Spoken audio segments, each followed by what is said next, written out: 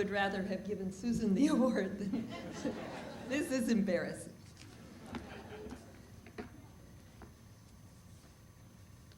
I must admit, I am thrilled to be named a tall tree. Thank you, Palo Alto Chamber of Commerce and the Palo Alto Weekly. This moment means a great deal to me. And thank you, Susan, my choice for one of the biggest tall trees in Palo Alto. Please.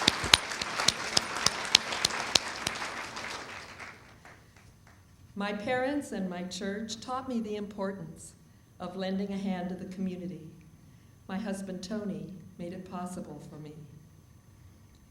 In Palo Alto, we seldom speak of the role of faith in our public discourse, but in our churches, synagogues, temples, and mosques, we all worship one God, then go into the community to live what we believe in daily expressions of love for our neighbor, our neighborhood, our community.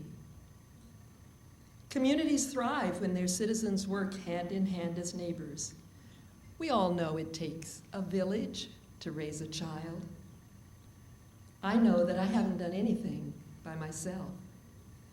Tonight isn't so much about tall trees, really, as about tall groves.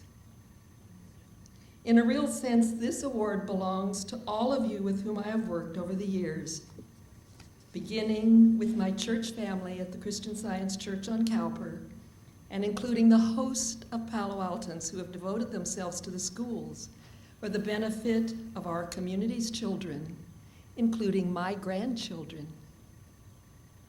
Credit the Palo Alto Arts Center staff, who offer Project Look to children both in Palo Alto and beyond its borders, and the Palo Alto Arts Center Foundation Board that raises funds for Cultural Kaleidoscope in order to build bridges across 101. And Myrtle, who worked with me. We had such fun starting this together. Now the City of Palo Alto and the Foundation have launched an ambitious remodeling project to expand children's services at the Arts Center. Credit goes to Adolescent Counseling Services that expanded its definition of community to include Menlo Atherton High School, while I had the pleasure of watching as a member of its board. To Leadership Palo Alto, which, having lost its cutting edge, reinvigorated itself as Leadership Mid-Peninsula, with thanks to our sponsors at the Chamber of Commerce. East Palo Altans are also reaching beyond their borders. A determined group of citizens has founded Community Legal Services in East Palo Alto to aid those members of the larger community who most need legal help and can least afford it. And some Palo Altans are also the beneficiaries of this wonderful service. Do you see what I mean? It's not a tall tree award. It's a tall grove we celebrate tonight.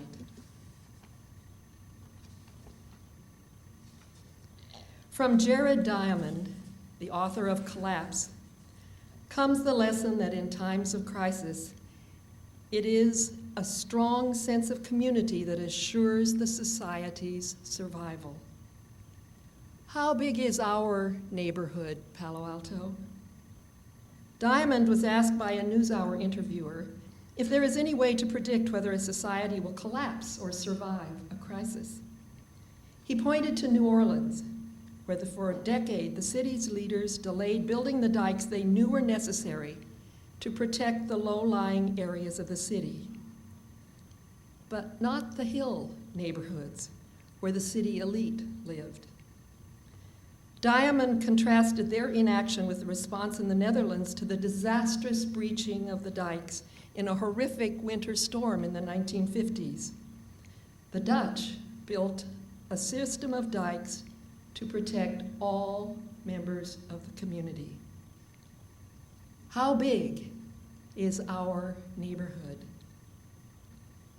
Palo Alto is a city that has long had a sense of purpose and a commitment to widely shared community values. The question before us in the coming decade is, how big is our sense of neighborhood? Who is our neighbor?